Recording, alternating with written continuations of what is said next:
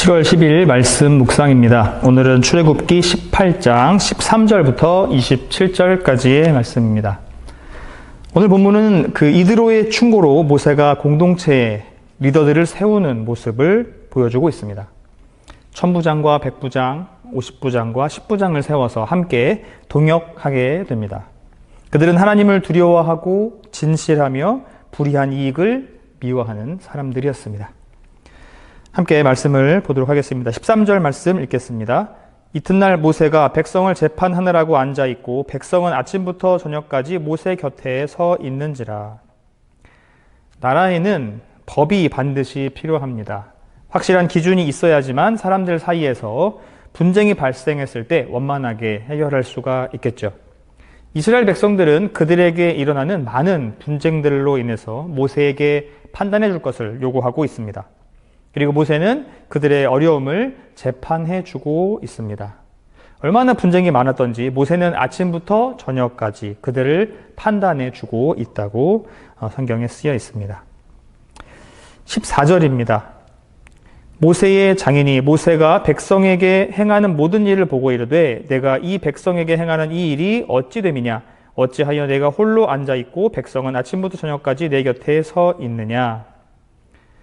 모세는 그들의 요구대로 백성들을 위해서 하루 종일 수고했습니다.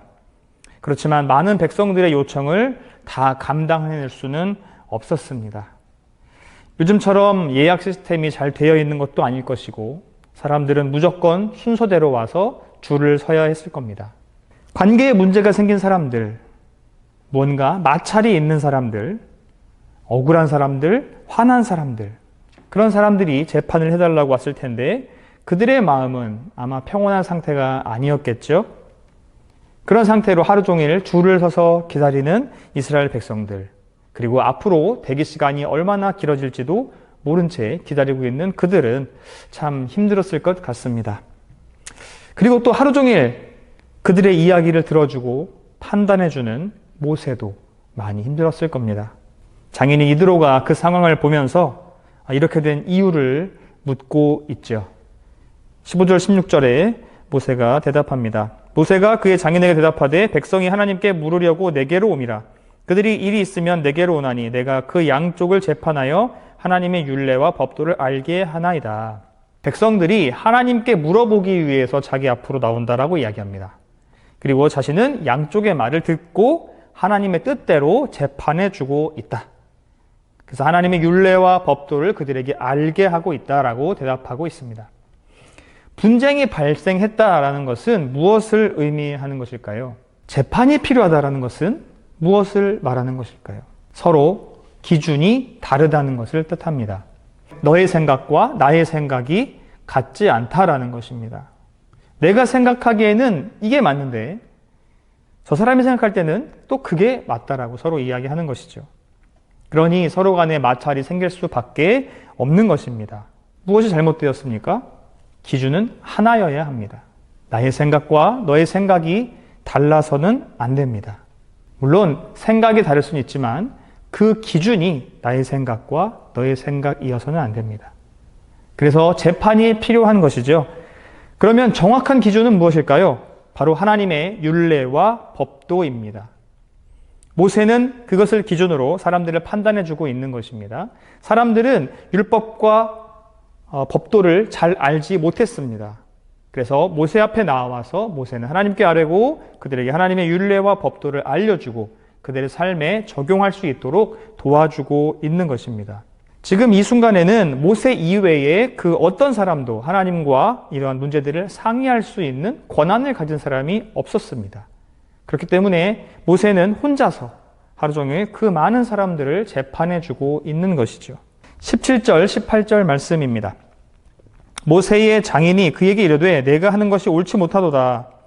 너와 또 너와 함께한 이 백성이 필경 기력이 쇠하리니 이 일이 내게 너무 중함이라. 내가 혼자 할 수 없음이라. 이드로는 모세에게 지금의 방식이 옳지 못하다라고 이야기합니다. 왜냐하면 모세도 백성들도 결국 힘들어질 것이기 때문입니다. 모세 혼자는 할 수 없는 일이라고 말하는 거죠. 그도 그럴 것이 출애굽한 이스라엘 백성들은 200만 명 정도라고 예측하고 있습니다. 그 많은 사람들이 모여 살면서 크고 작은 마찰들이 얼마나 많이 있었겠습니까? 그 대규모의 백성들의 모든 문제들을 모세 혼자서 재판하는 것은 불가능한 일이었습니다. 19절, 20절입니다. 이제 내 말을 들으라. 내가 네게 방침을 가르치리니 하나님이 너와 함께 계실지로다. 너는 하나님 앞에서 그 백성을 위하여 그 사건들을 하나님께 가져오며 그들에게 율례와 법도를 가르쳐서 마땅히 갈 길과 할 일을 그들에게 보이고. 모세는 백성들의 대표자입니다. 그러나 그 백성들은 모세의 백성이 아니라 하나님의 백성이죠. 그들은 하나님과 언약을 맺었고 하나님은 그들과 동행해 주신다고 약속하셨습니다. 그리고 그 하나님의 율례와 법도에 걸맞는 삶을 살아야 한다는 것이 그들에게 주어진 당연한 의무입니다. 그런데 살다 보면 인간은 하나님의 율례와 법도대로 살아가지 못할 때가 너무나 많이 있습니다. 그것이 현실이죠. 그럴 때 자신의 문제를 어디로 가지고 가야 하겠습니까? 바로 하나님께로 가져가야 합니다. 그리고 모세는 하나님께서 세우신 지도자였으니 사람들은 모세에게 나와야 마땅한 것이겠죠. 그들의 지도자로서 모세는 하나님을 대신하여서 하나님의 법도와 율례를 그들에게 알려주고 그들의 삶에 적용해야 하는지 어떻게 해야 하는지 알려주고 있습니다. 21절입니다. 너는 또 온 백성 가운데서 능력 있는 사람들 곧 하나님을 두려워하며 진실하며 불의한 이익을 미워하는 자를 살펴서 백성 위에 세워 천부장과 백부장과 50부장을 삼아. 이제 이드로의 현실적인 솔루션이 이어집니다. 리더들을 세우라는 것이죠. 책임을 분담할 동역자들을 세워서 함께 일할 것을 조언하고 있습니다. 아무나 세워서는 안 되겠습니다. 분명한 기준이 필요한데 이드로는 모세에게 그들의 기준은 능력 있는 사람이라고 말해주고 있습니다. 능력 있는 사람을 세우라. 이 능력 있는 사람에 대해서 자세하게 설명해 주는데요. 판단력이 좋은 자, 기억력이 좋은 자, 아니면 공감 능력이 좋은 자, 이런 자가 능력 있는 자가 아니라 바로 그가 말하는 능력 있는 사람은 하나님을 두려워하는 사람을 말해주고 있습니다. 그리고 진실한 사람, 또 하나 불의한 이익을 미워하는 사람, 그런 사람을 찾아서 리더로, 동역자로 세우라고 말해주고 있습니다. 참 지혜롭습니다. 일 잘하는 사람을 구하라고 하지 않고 하나님을 두려워하고 진실하고 불의한 이익을 미워하는 사람을 선별하라고 합니다. 저의 모습을 돌아보지 않을 수가 없습니다. 나는 하나님을 두려워하는 사람인가? 하나님 앞에 진실한가? 나는 불의한 이익을 미워하는 사람인가? 그래서 나는 일꾼으로 합당한 사람인가? 이렇게 질문해 봤을 때 솔직히 자신이 없습니다. 하나님을 두려워하고 진실하고 불의한 이익을 미워하는 자, 그것이 모세와 동역할 수 있는 리더의 자격이었습니다. 그러나 저의 모습은 이런 자격을 갖추기에는 아직 멀어 보입니다. 그래서 오늘도 하나님께 은혜를 구하고 나를 도구로 사용해 주시는 하나님께 감사드릴 뿐입니다.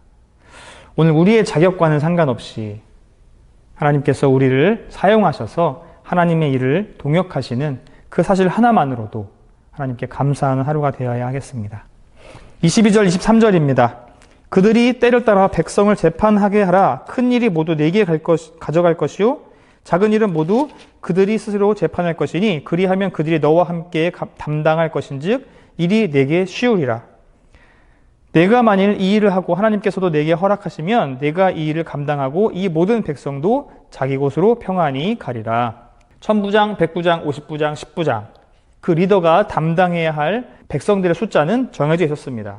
각 리더들의 역할이 1000명, 100명, 50명, 10명을 담당하는 것이었을 뿐이지 그들의 능력이 그만큼의 격차가 있었다는 것은 아닙니다. 이미 우리가 오늘 보았듯이 그 리더들을 세우는 기준은 하나님을 두려워하고 진실하고 불의한 이익을 미워하는 자였습니다. 모두 같은 기준으로 선발되는 리더들이었습니다. 그래서 그들이 감당하는 인원의 크기가 다를 뿐이지 하나님의 법도를 기준으로 삼고 있다는 것은 똑같았습니다. 모세는 큰 사람이고 10부장은 작은 사람이 아니었습니다. 백성들에게는 모세에게 재판을 받는 것과 10부장에게 재판을 받는 것은 같았습니다. 왜냐하면 모세도 십부장도 하나님의 율례를 기준으로 재판하고 있기 때문입니다. 결국 백성들은 누구에게 가서 재판을 받던지 같은 기준으로 같은 재판을 받게 될 것이고, 단지 어려운 일은 모세에게, 작은 일은 리더들이 맡는 그 정도의 차이는 있겠습니다. 그리하여서 함께 동역함으로 모세는 이전보다 훨씬 수월해질 것입니다. 그리고 백성들도 훨씬 수월해지겠죠. 24절부터 마지막 절까지 함께 읽도록 하겠습니다. 이에 모세가 자기 장인의 말을 듣고 그 모든 말대로 하여 모세가 이스라엘 무리 중에서 능력 있는 사람들을 택하여 그들을 백성의 우두머리 곧 천부장과 백부장과 오십부장과 십부장을 삼음해 그들이 때를 따라 백성을 재판하되 어려운 일은 모세에게 가져오고 모든 작은 일은 스스로 재판하더라. 모세가 그의 장인을 보내니 그가 자기 땅으로 가니라. 이들의 조언대로 모세는 그렇게 잘 실행을 합니다. 그리고 이들로는 자기 고향으로 이제 돌아갔습니다. 이스라엘의 법 제도는 언약에서 시작합니다. 그 언약이라는 것은 하나님에게서부터 시작하죠. 사람들이 모여서 법을 만들고 서로 약속해서 만들어낸 그 법이 아니었습니다. 하나님께서 백성들에게 주신 율례와 법도였습니다. 백성들은 그 기준을 삶에 적용시켜야 하는데 거기서 어려움을 겪었습니다. 순간마다 그 율례와 법도를 다 적용시키기가 어려웠었습니다. 그래서 하나님은 모세를 통해서 하나님의 법을 그들의 삶에 실제적으로 적용할 수 있도록 도와주셨습니다. 그렇지만 모세 혼자서는 그것을 할 수 없었고 이들을 통해서 지혜를 주셔서 리더들을 세우게 허락하시지요. 이스라엘의 왕은 하나님 한 분이시지만 하나님의 백성들을 하나님의 뜻대로 인도하는 리더는 여럿이 될 수 있습니다. 권위와 질서 안에서 그들이 서로 협력하여서 이스라엘을 이끌고 나가게 될 것입니다. 하나님도 혼자 일하시는 분이 아니십니다. 공동체로 사역하시고 함께 동역하시는 분이시죠. 모세도 천부장, 백부장, 오십부장, 십부장과 동역하였습니다. 그리고 우리도 서로와 동역해야 합니다. 그러기 위해서는 우리는 능력 있는 자가 되어야 합니다. 하나님을 두려워하고 진실하며 불의한 이익을 미워하는 리더로서의 조건을 갖춰 나가야 합니다.